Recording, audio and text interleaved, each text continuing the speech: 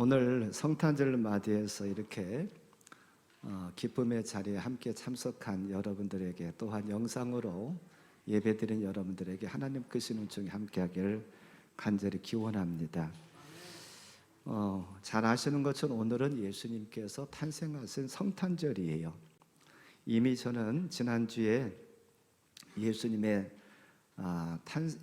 탄생하셨을 때 찾아와서 예수님께 경배했고, 또한 법회합을 열어서 황금과 유향과 모략을 드렸던 동방박사들을 생각해 본다고 말씀드렸는데, 오늘 그들을 생각하면서 함께 좀 은혜를 나누려고 합니다. 먼저 저는 크게 세 부분으로 나눠서 생각해 보려고 그러는데, 첫째로는 동방박사는 누굴까?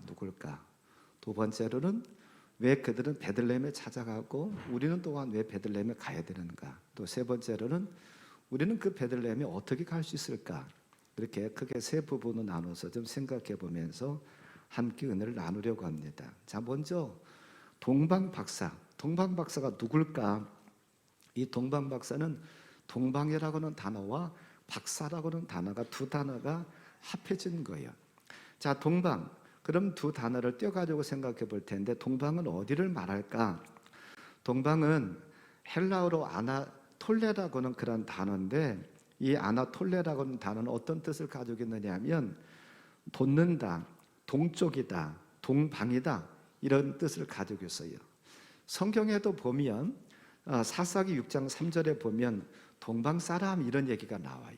사사기 6장 3절에 이스라엘의 파종한 때면 미디안과 아멜렉과 동방 사람들 치러 올라와서 이렇게 얘기를 하고 있어요. 그래서 성경에도 동방을 몇 군데서 얘기를 하고 있거든요. 근데 그러면 동방이 어딜까? 다른 주장도 있습니다만 대부분 학자들은 동방을 아브라함의 고향이었었던 갈대 우르가 그 당시에, 그 성경 당시에 동방이었다, 그렇게 생각했다고 그래요. 자, 그러면 두 번째로 박사, 동방은 그렇게 생각해보고, 박사는 누굴까? 박사는 헬라어로 마고스라고 하는 그런 단어인데, 이 마고스라고 하는 이 박사의 뜻은 무엇일까? 두 가지를 뜻을 가지고 있어요. 첫째로는 마술을 행하는 자, 마술을 해가지고 남의 눈속임을 하는 자. 그래서 사도행전 13장 6절에도 그 마술사가 나오는데 그거하고 똑같다.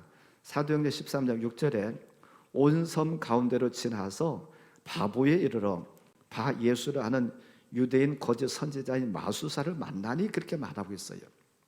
자, 이들이 마술을 행하고 이들이 박사다, 그렇게 해석을 해놨고, 또 한 군데에서는 또 하나의 그런 해석은 어떤 해석이 있느냐면, 이 박사들은 페르시아나 아라비아의 천문학자, 또한 점성가, 별을 보고 점을 치는 점성가였다, 그렇게 이제 해석을 해놨어요.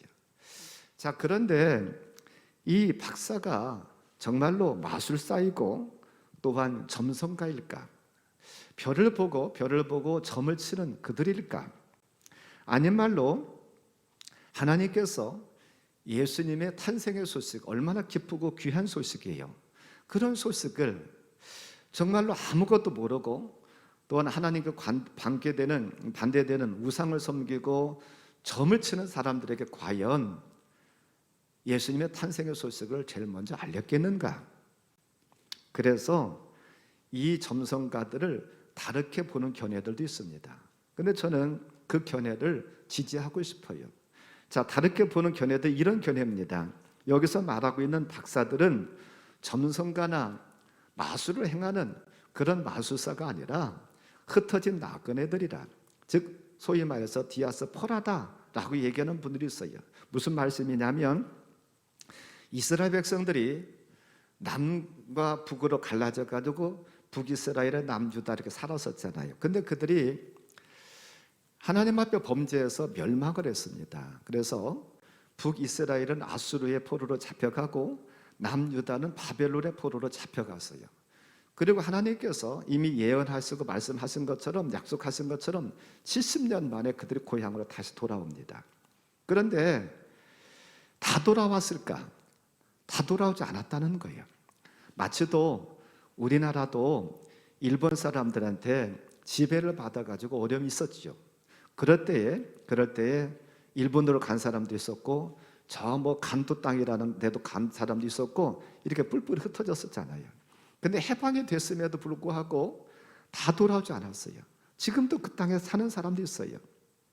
이와 마찬가지로 그들도 아수르나 바벨론의 포로로 잡혀갔다가 다 돌아오지 않고, 물론 많은 사람은 돌아왔습니다만 다 돌아오지 않고 거기서 남아 있었던 사람들, 그들을 소위 말해서 디아스포라라고 그러는데 그들의 후손들이 아닐까 이렇게 보는 견해가 있습니다. 우리가 다니엘서에 보면 그들이 신앙을 잘 지켰는데 그들도 사실은 포로로 끌려간 사람들이었잖아요. 그러니까 다니엘과 사드락과 아벤느고의 후손들, 어찌 보면 육적인 후손이라 하기보다는 영적인 후손들, 즉 그들이 몸은 비록 이방인 지역에 살고 있지만 메시아 탄생을 기다렸었던 그들이 아닐까 이렇게 보는 견해가 있어요. 그래서 저는 뭐 다른 견해들도 있습니다. 이 박사들을 점성가다, 마술사다 뭐 이렇게 보는 견해도 있지만 조금 전에 말씀드렸었던 흩어진 나그네 디아스포라의 후손이 아닐까 저는 그렇게 보고 싶습니다. 이들은 본토 이스라엘 나라에 살던 본토 가나안 땅에 살고 있었던 사람들은 그들은 손가락질했어요. 저것들은 신앙생활 제대로 못하는 것들이야. 아닌 말로 그 우리나라가 해방이 되고 이제 돌아올 수 있는 길이 열려졌으니까 돌아와야지, 돌아오지도 않고 거기서 아들 딸 낳고 잘 살고 거기서 집 짓고 거기서 어떤 재산을 축적하면서 살고 있는 못된 사람들이 하면서 그들을 손가락질하고 별로 좋게 안 봤었거든요. 그런데 하나님께서는 그들에게 참으로 그 예수님의 탄생의 소식을 알렸다라고 하는 거예요. 어찌 보면 본토에 살던 사람들도 메시아의 탄생을 기다렸을려나 모르겠지만 사실은 그렇게 뿔뿔이 흩어져 있었던 사람들이 메시아를 더 사모하고 더 기다렸습니다. 그래서 하나님은 사람의 외모를 통해 가지고 사람을 판단하시지 않고, 비록 그들이 이방인 지역에 살고 있지만은 하나님을 사모하는 그 마음을 보시고 하나님께서 그들에게 예수님의 탄생의 소식을 알리지 않았나 그런 생각을 합니다. 그래서 여기서 하나 더 우리가 먼저 깨달을 것은 우리의 중심이, 저와 여러분의 중심이 하나님을 사랑하는 마음, 그게 있기를 바랍니다. 비록 우리 외모는 어떨라나 몰라요. 뭐 아닌 말로 내가 입고 다니는 거, 내가 타고 다니는 차, 그게 남들을 볼 때 별거 아니야, 조그마한 거야, 뭐 그럴라나 모르지만 우리의 중심만큼은 저와 여러분들 하나님을 크게 사랑하는 저와 여러분들 되기를 주님의 이름으로 간절히 축원합니다. 자, 두 번째로 생각해 볼 것은 무엇이냐면 이들이 그 베들레헴으로 갔어요. 그럼 이 동방박사들이 왜 베들레헴을 갔을까? 그건 뭐 당연히 예수님을 만나기 위해서 간 거예요. 그런데 이 베들레헴이라는 곳이 어떤 곳일까? 어떤 곳인가? 이것을 생각해 보면 베들레헴을 우리도 가야 되는데 가야 될 이유가 있습니다. 베들레헴은 어떤 곳이냐면요, 어떤 뜻을 가지고 있느냐면 떡집이라고 하는 뜻을 가지고 있어요. 떡집 혹은 양식의 집, 이런 뜻을 가지고 있습니다. 원래 지명은 이 베들레헴이 아니라 에브라시라는 곳이에요. 창세기 35장 19절에 라헬이 죽음에 에브랏 곧 베들레헴 길에 장사되었고 그렇게 표현하고 있어요. 그래서 에브라시라고 하는 지명인데 이것을 베들레헴으로도 불려지는 곳이거든요. 근데 이 베들레헴은 무슨 뜻이라고요? 떡집이다, 양식의 집이다 라고 해석을 할 수가 있어요.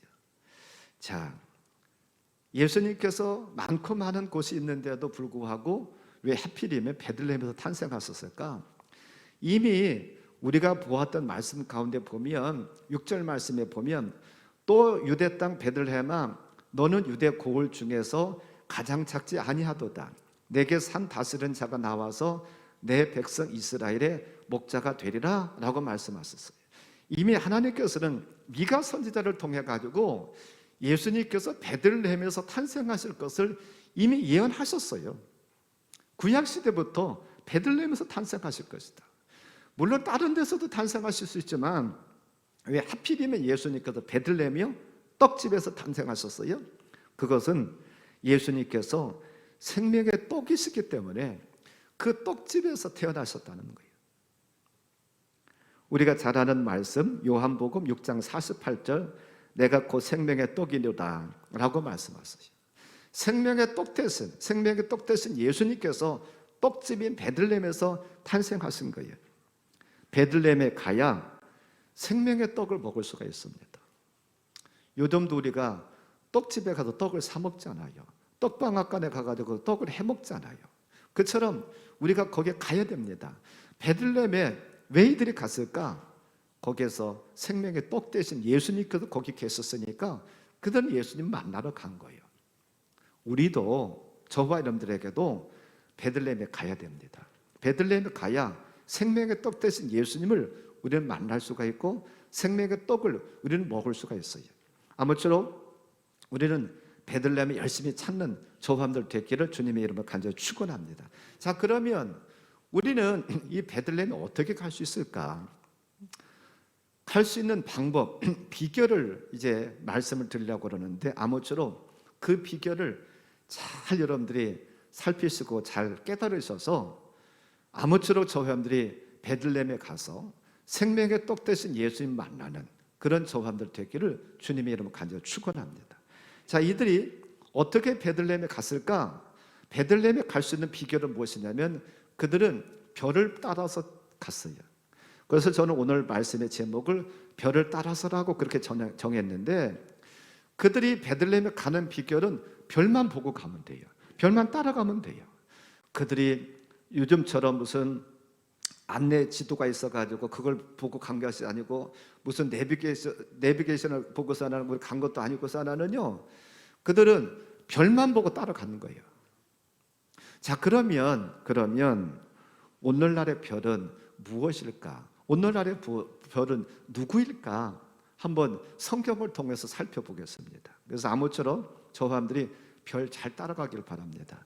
별 잘 따라가면 우리가 어디까지 가요? 베들레헴까지 갈 수가 있어요. 근데 우리가 별을 놓치면 큰일 납니다. 자, 그래서 별을 저는 성경에서 보니까 제가 찾은 별은 크게 4가지가 있어요.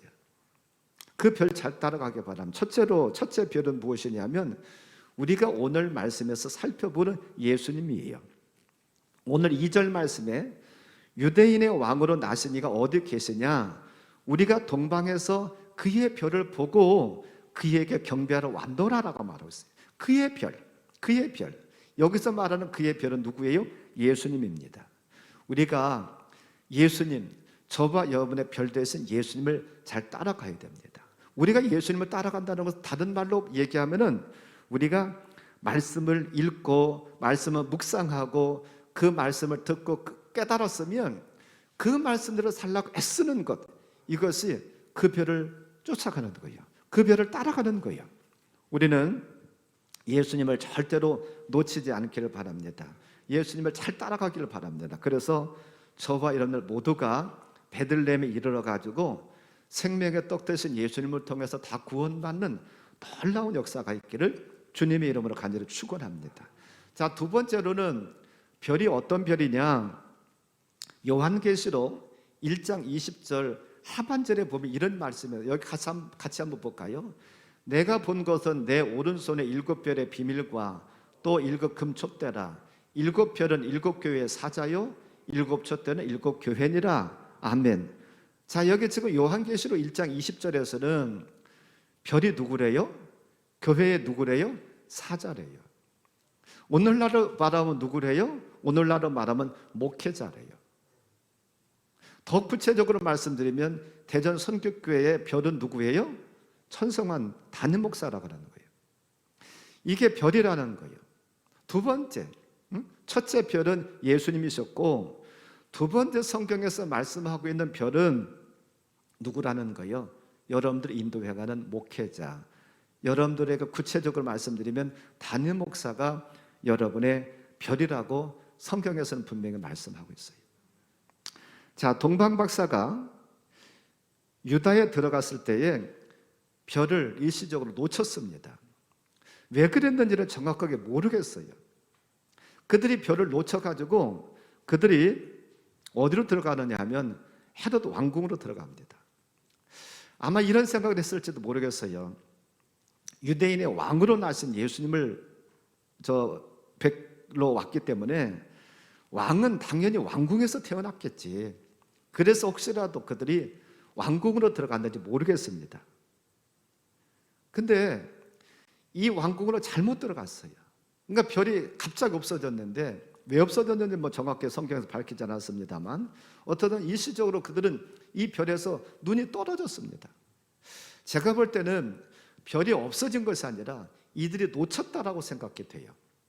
조금 전에 말씀드린 것처럼 별은 당연히 그 왕은 왕궁에서 태어났으니까 왕궁에 들어가면은 그 아기 예수님을 만왕의 왕 대신 왕을 만날 수가 있겠지, 그분께 경배할 수 있겠지 하고 들어가지 않았을까?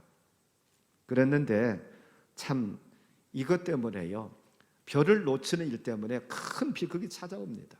어떤 비극이 찾아오느냐면요, 헤롯 왕궁에 들어간 일 때문에 결국은 많은 희생이 찾아와요.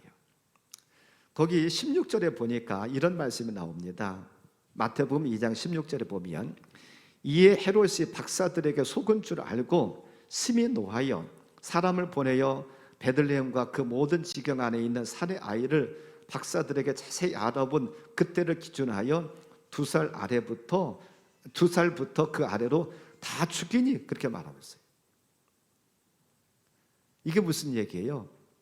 이 박사들이 헤롯 왕에게 가가지고 우리가 만왕의 왕 대신 왕을 경배하러 왔는데 어디로 가야 됩니까? 라고 물었더니 그 헤롯이 사람들 불러가지고 얘기를 합니다. 야, 베들레헴에 가봐라. 그러면 거기서 만날 것이다 해가지고서는 보내면서 뭐라고 그래요? 박사들한테, 야, 너희들 유대인의 왕을 찾으면 나도 가서 경배하러 갈 테니까 나한테 얘기를 해주라, 어디 계신지.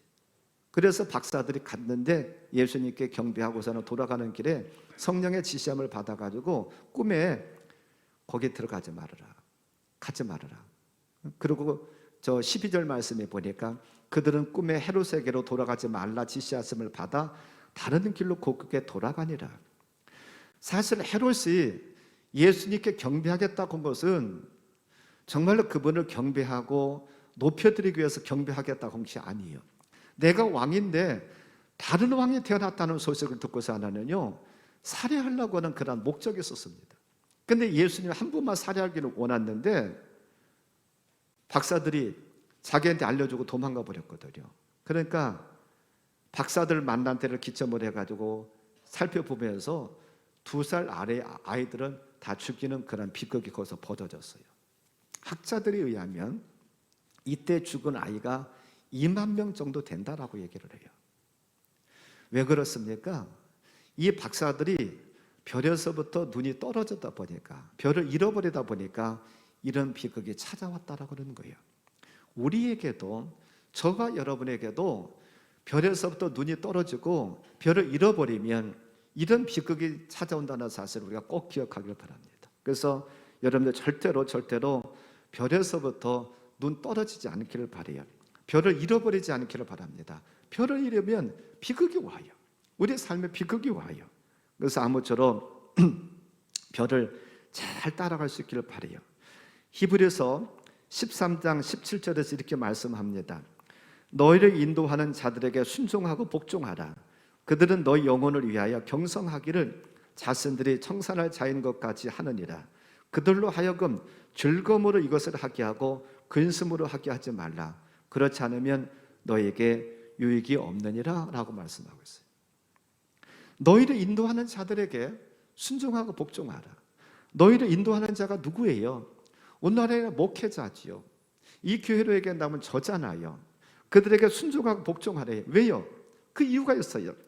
너희 영혼을 위하여 경성하기를 자신이 죄 지은 자처럼, 자신의 문제인 것처럼 생각하면서 그들을 위해서 기도하고 영혼을 생각한다는 거예요.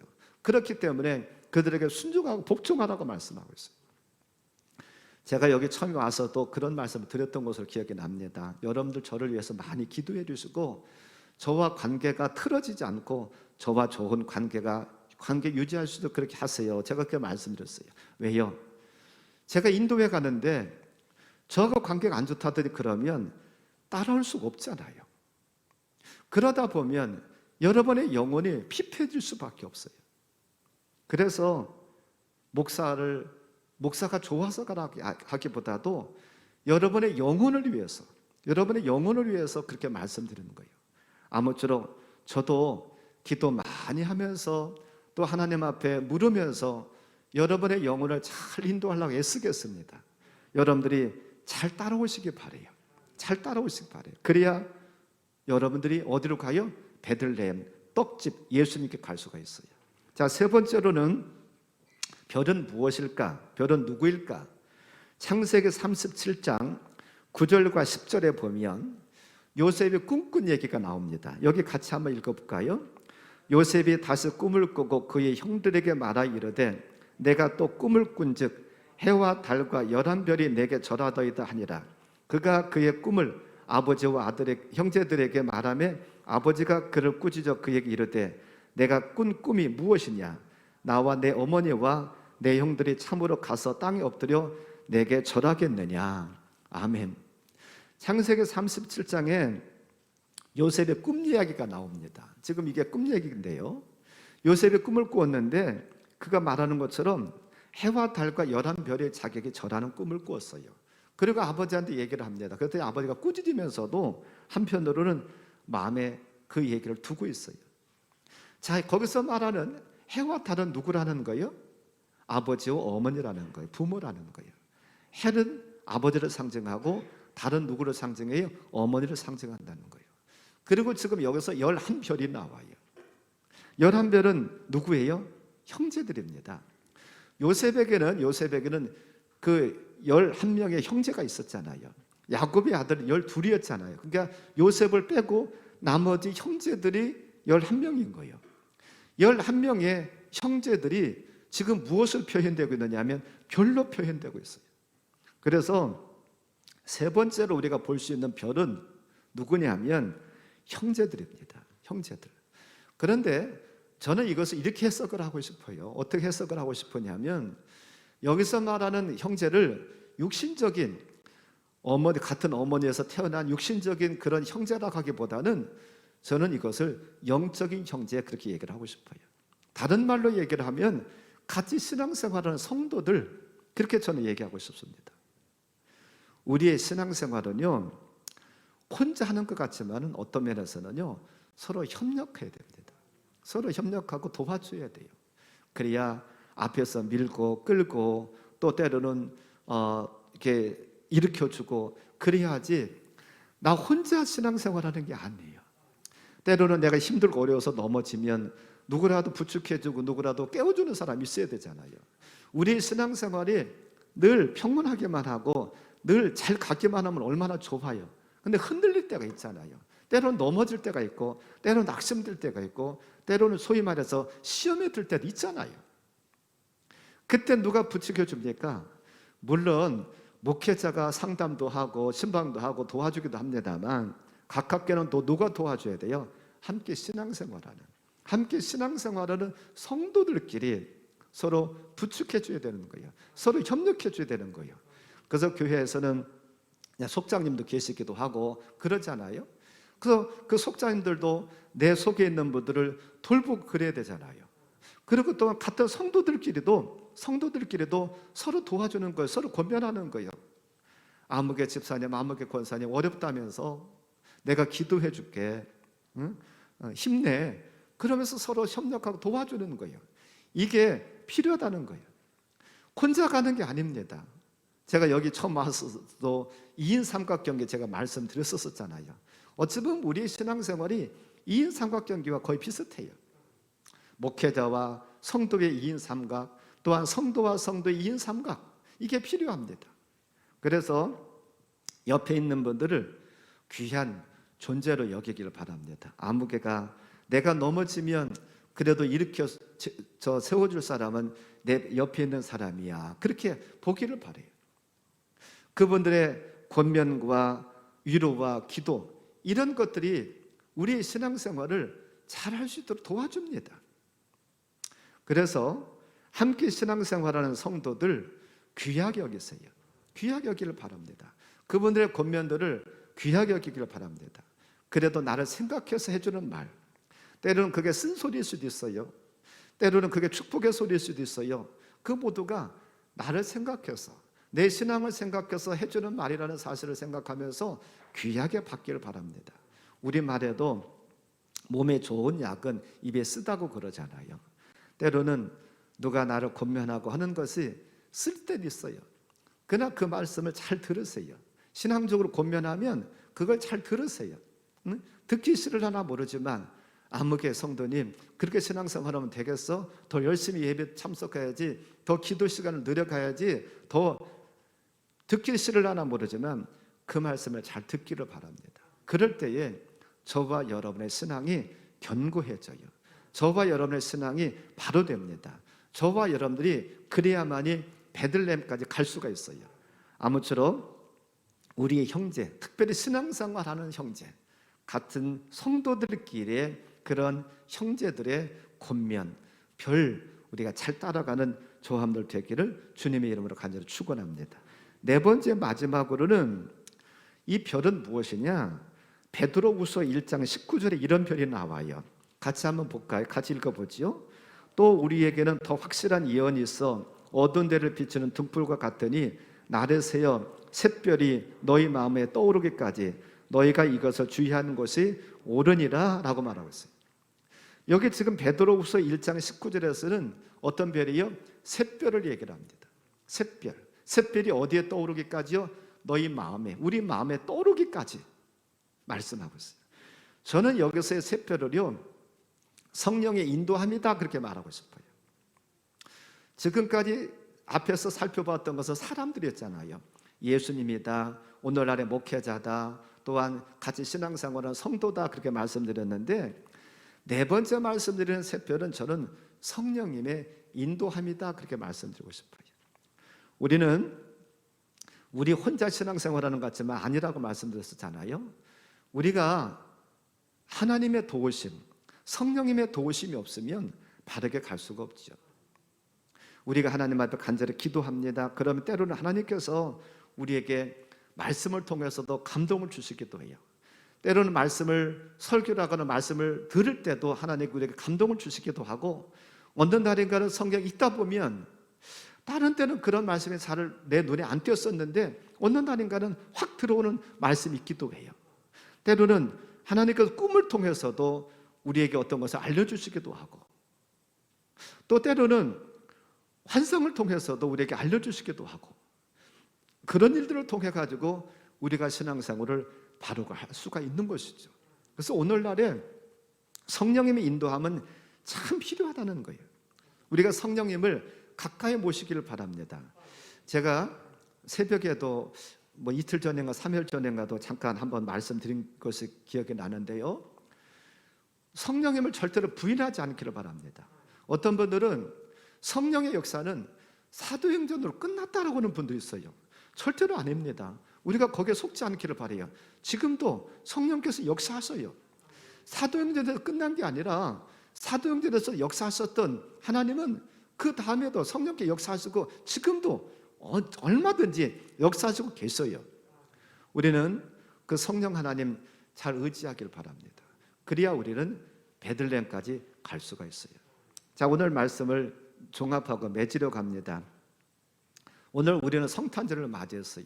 성탄절을 맞이했는데 동방 박사들이 예수님을 경배하기 위해서 베들레헴에 찾아갔습니다. 왜 베들레헴에 찾아갔습니까? 거기에 가니까는 예수님이 계세요. 예수님 누굽니까? 하나님의 아들이에요. 하나님의 아들이고 그분을 통해서 구원받을 수 있으니까는 아기 예수님 만나러 간 거예요. 우리도 베들레헴 예수님께 가야만이 우리도 구원받을 수가 있어요. 복받을 수가 있어요. 절대로 별에서부터 우리의 눈이 떨어지지 않기를 바랍니다. 별을 잃어버리는 저함들 절대로 되지 않기를 바랍니다. 그러면 별은 무엇인가? 저는 네 가지로 말씀드렸습니다. 첫째로는 예수님이시다. 두 번째로는 오늘날의 목회자다. 세 번째로는 함께 신앙생활하는 성도다. 네 번째로는 누구라고요? 성령님이시다 라고 말씀드렸습니다. 아무쪼록 예수님의 말씀을 가까이 하기를 바랍니다. 또한 목회자의 가르침을 여러분들 잘 따르기를 바라요. 또한 함께 신앙생활하는 성도들의 그런 권면을 잘 듣는 저함들 되기를 바랍니다. 또한 때로는 하나님께서 성령을 통해서 우리가 어떤 감동을 주실 때에 그 감동에 따라서 신앙생활을 하기를 바라요. 그러면 우리는 어디요? 예루살렘까지 갑니다.